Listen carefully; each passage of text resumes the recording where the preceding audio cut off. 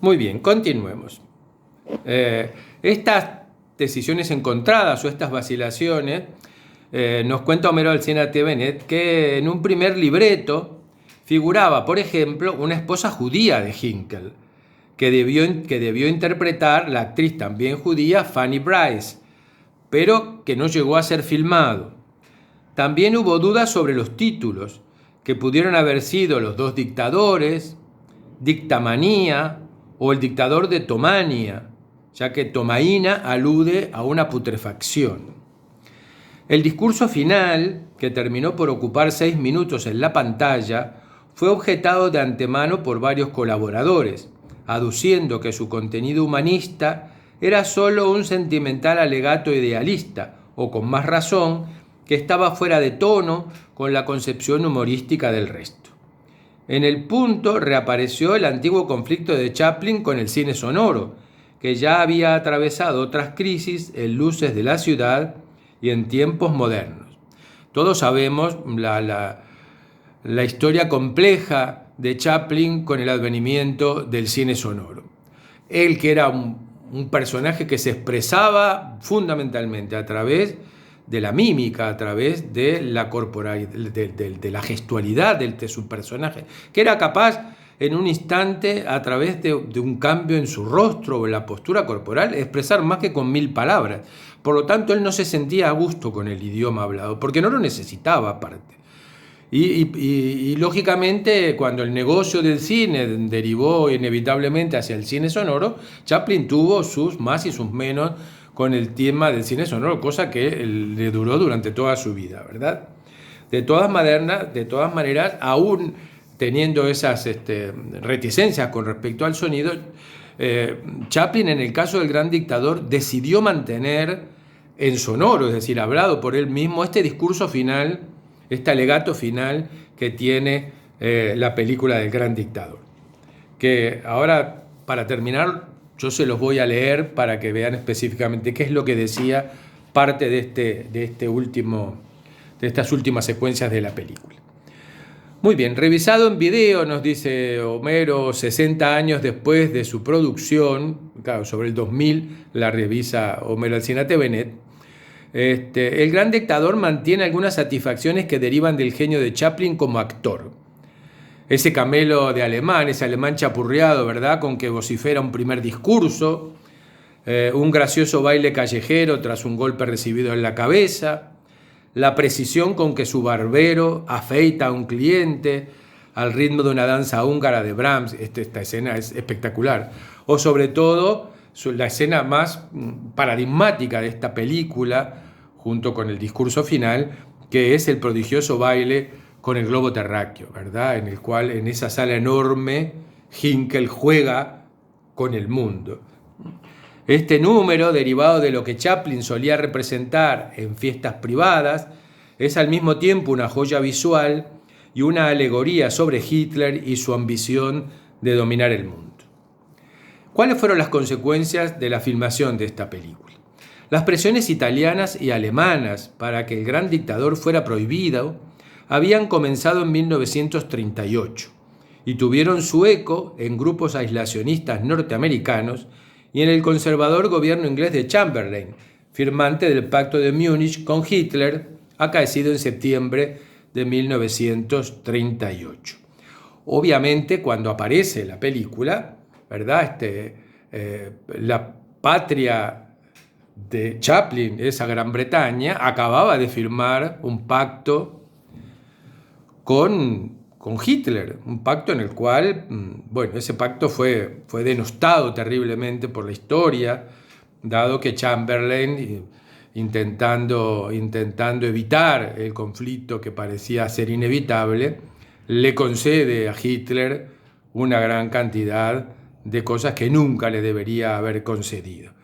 Entonces, en este momento, que apareciera una película como El Gran Dictador implicaba un enorme problema internacional y, por lo tanto, sobre todo los conservadores que luchaban o que mantenían una posición antibelicista, ¿verdad?, tuvieron mucho temor y prácticamente se sumaron a esta censura despiadada que tuvo El Gran Dictador en muchos lados.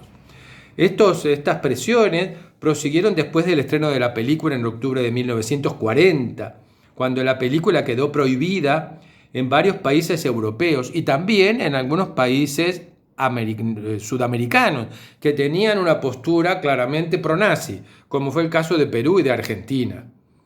En Argentina terminó autorizándose recién en 1945, tras el final de la guerra. Pero el récord de censura, digamos, o de prohibición de mostrar la película lo obtuvo España, ya que El Gran Dictador se estrenó en 1976, 35 años de demora tras la muerte en ese año de Franco. Y a nivel personal, yo estaba en España y yo fui al estreno en España de El Gran Dictador. O sea que, curiosamente, por cuestiones de la vida, yo fui al estreno español de El Gran Dictador. El Gran Dictador causó conmoción en España, 35 años después de haber sido filmada, ¿verdad? Porque también en ese momento, lógicamente, para los españoles que acababan de enterrar a su caudillo, la figura de un dictador era muy próxima a la figura de Franco, con todo lo que tuvo a favor y en contra en una España que estaba en transición y que debía procesar una cantidad de acontecimientos hasta la instauración de la democracia. O sea que en esta circunstancia, esta película cayó como en el medio del avispero, ¿verdad? Fue también una gran conmoción porque toda la sociedad española se alineó a favor o en contra de esta película, en tanto y cuanto era como un espejo reflejando la dictadura española. Homero Alsina Tevenet continúa diciendo: en 1964 Chaplin publicó un libro de su autobiografía, la cual le tituló Mi autobiografía, un libro así titulado para que no se pensara, que estaba escribiendo la autobiografía de otra persona. Preparado durante su exilio en Inglaterra y en Suiza, en diversos momentos de 1952 y 1963, el texto adolece de varias fallas en títulos y en fechas. Y en el caso del Gran Dictador, Chaplin describe que decidió hacer la película tras el avance nazi en Bélgica, Francia y el ataque a Rusia, prueba de la inevitable demencia de Hitler. Pero ocurre que la película se había estrenado en Nueva York en octubre del 40 y que el ataque nazi a la Unión Soviética recién se inició en junio del 41. O sea que hay algunas inexactitudes en la memoria de Charlie Chaplin cuando escribe esto, pero bueno, pues ustedes y todos nosotros sabemos que a nuestras edades las fallas en la memoria nos pueden ocurrir, o sea que se las podemos perdonar a este genio, ¿verdad? Este desfasaje en fecha, sin embargo, puede tener una intención, ya que entre 1938 y 1941 Chaplin tenía excelentes motivos para incluir a Stalin junto a los otros dictadores, pero no lo hizo, porque siempre mantuvo una abierta tolerancia con la causa soviética. Mantuvo esa tolerancia hasta el libro de 1964, donde la palabra Stalin no figura en ningún lado. Este silencio ante la dictadura soviética le pesó en los años siguientes, cuando fue acusado de comunista, aunque en realidad era un anarquista vocacional y no habría soportado que un dirigente comunista le diera indicación alguna. Esta posición política de Chaplin, que no fue única de él, fue compartida por mucha gente en esa época, le llevó a tener graves problemas con la política estadounidense posterior a la Segunda Guerra Mundial, cuando el macartismo empezó a hacer las listas negras del cine norteamericano, etcétera, etcétera. Todos sabemos que esto le valió que Chaplin se exiliara en un largo desencuentro con el sistema político y la censura aplicada al cine norteamericano.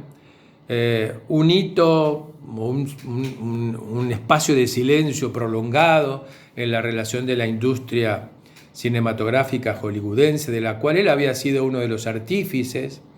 Recordemos que en abril del año 19 fundó United Artists. Yo el otro día les decía, me había olvidado de uno de los integrantes.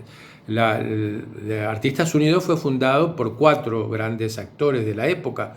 Uno fue Charlie Chaplin, el otro fue Douglas Fairbanks, la otra fue Mary Pickford, y el último que yo me había olvidado fue David Griffith, el director de El nacimiento de una nación. Ellos 4 fueron los que fundaron Artistas Unidos. O sea que Chaplin estaba en la base de la industria cinematográfica estadounidense. Sin embargo, industria cinematográfica que por cuestiones ideológicas le dio la espalda durante muchos años. Esto se intentó remediar en 1972, cuando a Chaplin le otorgan el único Oscar de su carrera, un Oscar honorífico por su carrera, que él dudó mucho en ir a Estados Unidos a recibirlo, pero finalmente fue, y fue una velada muy, muy emotiva para él. Prácticamente no podía hablar de la emoción que tenía, las lágrimas lo embargaron, ¿verdad? Y bueno, finalmente él vuelve, después de la premiación en el Oscar, vuelve a su exilio en Suiza,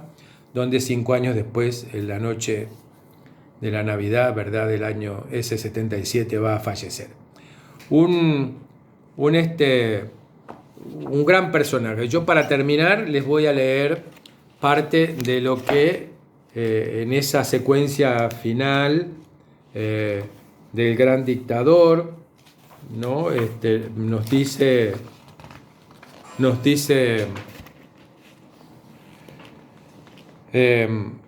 Charlie, ¿verdad?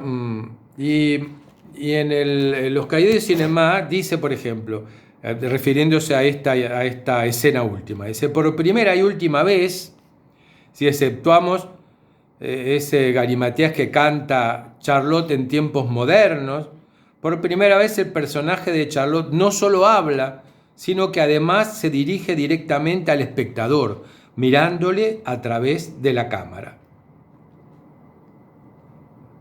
¿Verdad? Poco importa el artificio del que Chaplin se sirve para que el barbero sustituya a Hinkel ante la tribuna.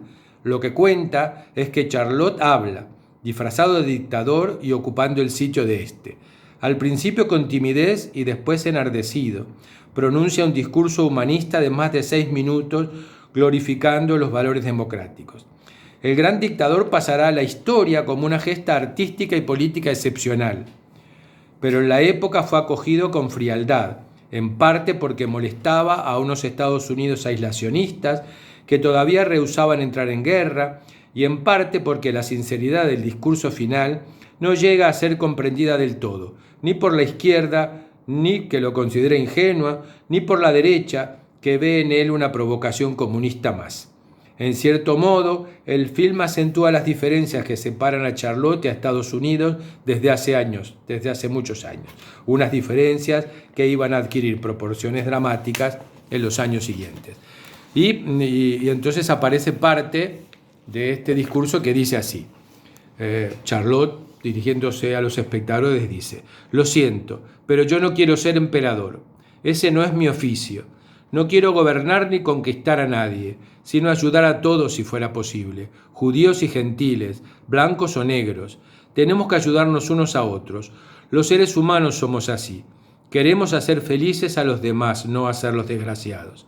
La codicia ha envenenado las almas, ha levantado barreras de odio, nos ha empujado hacia la miseria y las matanzas. Hemos progresado muy deprisa, pero nos hemos encarcelado a nosotros. El maquinismo que crea abundancia nos deja en la necesidad. Nuestro conocimiento nos ha hecho cínicos, nuestra inteligencia duros y secos. A los que puedan oírme les digo: no desesperéis, la desdicha que padecemos no es más que la pasajera codicia y la amargura de hombres que temen seguir el camino del progreso humano. El odio de los hombres pasará y caerán los dictadores, y el poder que le quitaron al pueblo se le reintegrará al pueblo. Y así, mientras el hombre existe, la libertad no perecerá. Soldados, no os rindáis a esos hombres, que en realidad os desprecian, os esclavizan, reglamentan vuestras vidas y os dicen lo que tenéis que hacer, que pensar y que sentir. Os barren el cerebro, os ceban, os tratan como a ganado y como a carne de cañón. Soldados, no luchéis por la esclavitud, sino por la libertad. Vosotros, el pueblo, tenéis el poder de hacer esta vida libre y hermosa, de convertirla en una maravillosa aventura. En nombre de la democracia, utilicemos ese poder actuando todos unidos. Luchemos por un mundo nuevo, digno y noble, que garantice a los hombres trabajo y dé a la juventud un futuro y a la vejez seguridad. Con la promesa de esas cosas, las fieras alcanzaron el poder, pero mintieron. No han cumplido sus promesas ni nunca las cumplirán. Los dictadores son libres, solo ellos, pero esclavizan al pueblo. Luchemos por el mundo de la razón, un mundo donde la ciencia, donde el progreso nos conduzca a todos a la felicidad. Soldados, en nombre de la democracia debemos unirnos todos. Hannah, ¿puedes oírme? Donde quiera que estés, mira a lo alto, Hannah. Las nubes se alejan, el sol está apareciendo. Vamos saliendo de las tinieblas hacia la luz. Caminamos hacia un mundo nuevo, un mundo de bondad en el que los hombres se elevarán por encima del odio, de la ambición, de la brutalidad. Mira a lo alto, Hannah. Al alma del hombre le han sido dadas alas y al fin está empezando a volar. Está volando hacia el arco iris, hacia la luz de la esperanza, hacia el futuro. Un glorioso futuro que te pertenece a ti, a mí y a todos. Mira a lo alto, Hannah, mira a lo alto. Un discurso que, tildado de ingenuo por la izquierda, contenía verdades de a puño. Y hoy, que estamos en el albor tal vez de un nuevo mundo, son palabras que vienen muy bien tenerlas en cuenta nuevamente. Abogar por el bienestar de todos, por encima de la codicia, de los deseos y apetencias de unos pocos que nos quieren llevar a todos por la nariz. Bueno, espero que les haya gustado esta reseña de esta gran película del Gran Dictador. Espero que disfruten la semana y que con mucho cariño nos vamos a volver a reencontrar el martes que viene. Un abrazo a todos, que pasen un lindo fin de semana y disfruten mucho del tiempo soleado que vamos a tener. Chau, chau.